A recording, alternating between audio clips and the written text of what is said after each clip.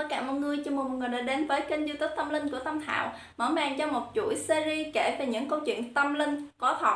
Hôm nay sẽ là hai câu chuyện mà chính bản thân Thảo đã trải qua luôn. Và hai câu chuyện này thì sẽ không quá rùng rợn hay đáng sợ đâu, cho nên mọi người có thể bình tĩnh thoải mái mang tai nghe vào để cảm nhận và nghe Thảo kể chuyện nhé. Còn nếu như mọi người có những câu chuyện nào mà mọi người muốn Thảo chia sẻ trên đây thì mọi người có thể gửi vào Facebook hoặc là vào email của em. Câu chuyện đầu tiên ngày hôm nay thì sẽ có tên là Bóng Đè. Câu chuyện này phải kể cách đây khoảng tầm 9 năm rồi mọi người. Lúc đó em còn đang là sinh viên ở xa nhà mọi người, cho nên em có thuê một căn phòng trọ và ở ghép với một bạn nữ nữa. Căn phòng trọ đó của em thì phía trên có một cái gác lửng, cho nên Thảo ngủ ở trên và bạn đó ngủ ở dưới.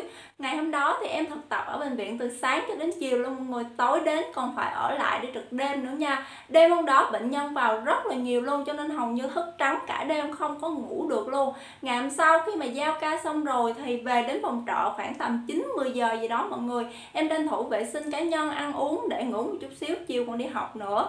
Khi mà lên ngủ một chút xíu thôi mọi người, em cảm giác là em ngủ không được bao nhiêu lâu luôn nha. Thì cơ thể em có cảm giác hơi nặng nhẹ. Lúc này mình chỉ nghĩ rằng là có lẽ là do đêm hôm qua em bị mất ngủ mọi người, do bệnh nhân vào quá nhiều cho nên là mình không có ngủ được. Lúc này mình cảm giác mệt trong người, cho nên người mình nó hơi nhức mỏi thôi chứ không có nghĩ được gì cả. Tuy nhiên cái cảm giác này càng lúc càng nặng dần, đến một thời điểm định điểm rằng là cơ thể em không thể nào mà cử động được luôn mọi người. Mình có cảm giác giống dạng như là đang có một cơ thể nào đó đang đè nặng và đang ghi chặt mình xuống, không cho mình cử động mọi người.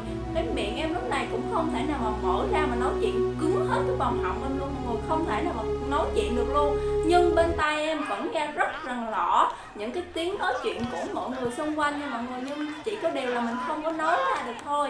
Và lúc này bất giác trong tiềm thức của em lại niệm Phật nha mọi người. Có lẽ là do ở nhà em có thờ mẹ Quan Âm của Quyền nè, cho nên mỗi ngày ở nhà cái nhiệm vụ của em là đốt nhang với lại dọn dẹp bàn thờ mọi người, cho nên mỗi ngày em có niệm Phật nữa. Chính vì vậy trong tiềm thức của mình lúc này bất giác thì em niệm Phật thôi. Khi mà em niệm Phật được một lúc sau mọi người thì cơ thể em bắt đầu nhẹ dần ra, và khi mà em ngồi dậy được á, thì người em đổ mồ hôi ướt hết luôn nha mọi người. Mặc dù lúc này trời thì không phải gọi là quá nóng đâu nha, vẫn bật quạt, vẫn mát, xung quanh vẫn mát bình thường, nhưng mà người mình lúc này đổ mồ hôi ướt hết luôn mọi người. Và em cảm giác mệt, vô cùng mệt, thở không nổi luôn mọi người. Cảm giác giống như mình chạy hàng chục cây số mà mọi người không có nghỉ ngơi vậy, nó mệt kinh khủng khiếp luôn. Em cũng không dám điện thoại về nhà để em nói mẹ em cái việc này, cũng như em cũng không dám kể với bạn cùng phòng em nữa. Cuối tuần đó thì em về nhà và em kể trực tiếp với mẹ em luôn. Thì lúc này mẹ em nói với em rằng là em đã bị bóng đè rồi mọi người. Cái lý do mà em bị như vậy có lẽ mẹ em nói là do những người khuất mặt trong đó, khi mà mình vào ở mình không có gian gái họ, cho nên là họ không cho phép mình ở cùng với họ. Và mẹ em có làm một mâm mẹ em cúng, mẹ em có khấn vái lên mẹ Quan Âm ở nhà của Quyền, và em cũng có đốt nhang ở nhà nữa mọi người.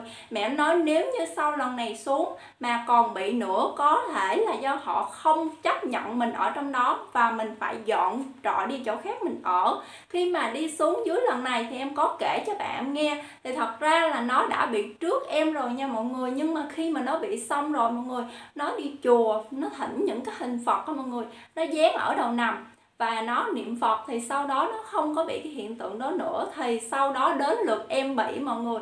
Và khi mà em về nhà mẹ em cúng giống dạng như lúc nãy em mới nói mọi người, vừa cúng xong thì em xuống em có nhang giấy này kia nữa. Thì sau cái lần hôm đó thì hai đứa em thì không bị gì hết, mãi cho đến khi cả hai đứa em học xong tốt nghiệp ra trường thì cũng không bị lại cái tình trạng đó luôn nha mọi người. Thì có lẽ là do khi mà mình vào mình ở, lúc đó mình còn nhỏ cũng không có để ý được về vấn đề này á, cho nên khi mình vào ở thì cứ dọn phòng trọ, sinh viên mà cứ dọn phòng trọ vào ở thôi, không để ý cái vấn đề gì cả. Cho nên có lẽ là do mình đắc tội với họ và họ đã làm như vậy để nhắc nhở mình á. Thì khi mà mẹ em về mẹ em cúng kiến, cũng như nó cũng có đi chùa nữa, cho nên là cả hai đứa em đều vượt qua cái giai đoạn đó và họ đã chấp nhận cho hai đứa em ở đó. Cho nên từ khoảng thời gian đó trở về sau thì hai đứa em đều bình thường, không có bị phá nữa mọi người. Đó là một cái trải nghiệm phải nói là rất là đáng nhớ trong cuộc đời của em. Gần 30 năm nay em chưa hề bị cái lần nào ngoại trừ cái lần đó luôn mọi người. Còn nếu như mọi người đã từng bị bóng đè như vậy rồi thì mọi người có thể để lại những cái ý kiến của mình phía bên dưới phần bình luận nha. câu chuyện thứ hai này thì kể ra thì cũng ở trong gia đình em thôi nha mọi người. Ông cố mà ở bên ngoại á mọi người, thì ngày xưa đi bộ đội và hy sinh, sau khi hòa bình lập lại rồi thì được đem tro cốt về chôn ở nghĩa trang liệt sĩ ở gần nhà. Nghĩa trang này thì cách nhà em khoảng tầm gần 2 cây thôi, cũng khá là gần. Mỗi năm thì đám giỗ, không biết ở quê mọi người sao nha, chứ quê em là em thấy cúng 2 lần mọi người. Một lần là cúng mâm chiều là cái ngày hôm đó người đó chưa có mất á, còn cúng cái mâm tiếp theo là cúng vào sáng sớm của ngày tiếp theo là ngày hôm đó người đó đã mất rồi nha mọi người. Thường thì sau khi cúng mâm chiều xong, tối ngày hôm đó thì con cháu sẽ quây quần lại rất là đông để chờ ngày hôm sau cúng mọi người.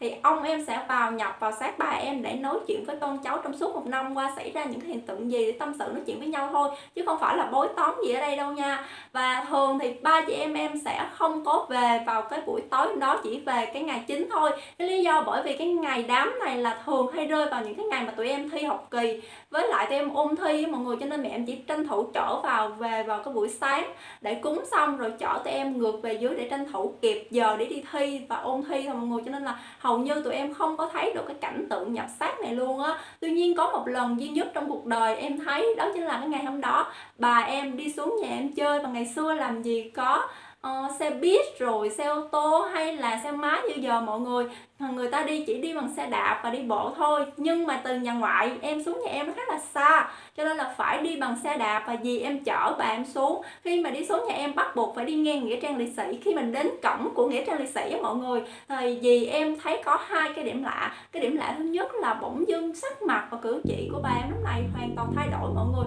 và dì em có cảm giác không thể nào mà diễn tả được, không có dám hỏi luôn mọi người.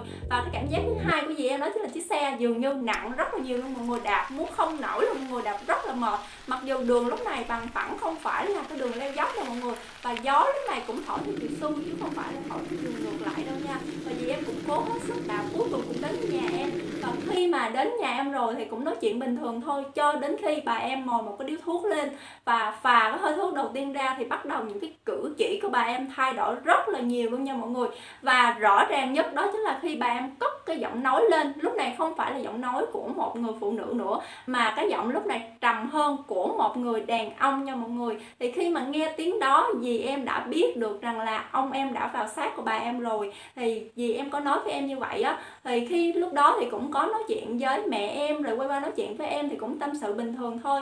Và khi mà ông em ra xác rồi á, thì bà em có nói cái lý do mà muốn để cho ông em về đây nói chuyện với mẹ em á, là bởi vì lâu quá mẹ em không về mọi người, không có được gặp con cháu á, cho nên sẵn tiện cái dịp này bà em đi ngang và bà em có khấn vái để kêu ông em đi theo về để nói chuyện với mẹ em, nói chuyện với con cháu thôi. Lúc này mới vỡ lẽ ra rằng là 2 cái cảm giác của dì em lúc nãy. Cái cảm giác thứ nhất á mọi người, rằng là sau tự nhiên thấy cái sắc mặt và cái cử chỉ, cái thái độ của bà em lúc ở trên xe khi mà đi ngang nghĩa trang đó tự dưng thay đổi, là bởi vì lúc này ông em đã chấp nhận cái lời yêu cầu đó và vào xác bà em rồi. Cho nên lúc này dì em nhìn thấy không phải là bà em nữa mà là ông em nha mọi người. Còn cái thứ hai là tại sao dì em cảm giác xe lúc này đạp nó nặng kinh khủng và đạp có vẻ không nổi luôn, đó chính là do lúc này không phải chở một người nữa nha mọi người, mà lúc này đang chở cả 2 người, cả ông và bà em luôn đó ạ.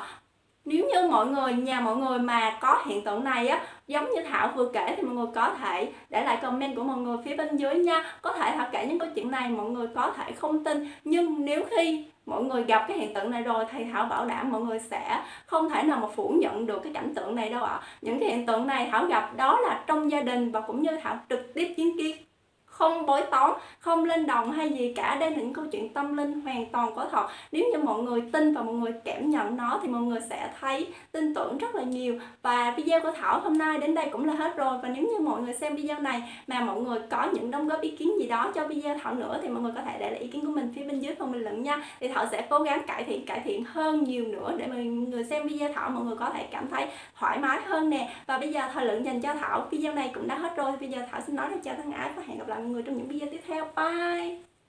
Đừng quên nhấn like video và hãy nhấn đăng ký kênh nếu như mọi người chưa đăng ký để đón xem những video mới nhất của Tâm Thảo nhé. Còn bây giờ xin nói lời chào thân ái và hẹn gặp lại trong những video tiếp theo. Xin chào.